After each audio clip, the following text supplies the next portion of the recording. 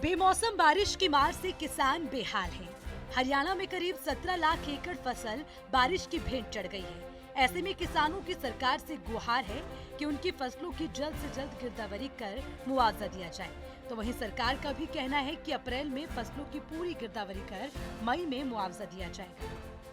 इसी कड़ी में केंद्रीय कृषि मंत्री नरेंद्र तोमर करनाल पहुंचे, जहां पत्रकारों से मुखातिब होते हुए तोमर ने कहा कि हरियाणा, पंजाब कृषि के क्षेत्र में काफी अग्रणी राज्य हैं और कृषि के क्षेत्र में कई बार सब कुछ ठीक होने के बाद भी प्रकृति की मार झेलनी पड़ती है। बेमौसम बरसात से हरियाणा के किसानों का भी काफी नुकसान हुआ है। अब ऐसे में केंद्र और राज्य सरकार आपस में एक दूसरे के संपर्क में है और हर संभव मदद करने का प्रयास किया जा रहा है।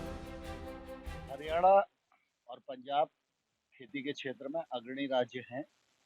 निश्चित रूप से हम सब जानते हैं कि कृषि का क्षेत्र एक ऐसा क्षेत्र है जिसको सब कुछ अच्छा होने के बाद भी प्रकृति के प्रकोप से कभी-कभी नुकसान झेलना ही पड़ता है। जलवायु परिवर्तन का दौर भी चल रहा है।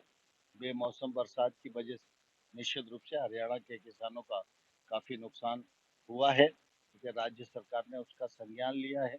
राज्य सरकार और केंद्र सरकार एक दूसरे के संपर्क में है और हर संभव उनके नुकसान की भरपाई करने की कोशिश की जा रही है। कृषि मंत्री ने फसल पर वैल्यू कट लगाए जाने को लेकर कहा कि सरकारी खरीद के कई मापदंड होते हैं, लेकिन जब राज्य सरकार की तरफ से कोई बात केंद्र तक आती है तो केंद्र सरकार उस पर विचार करता है।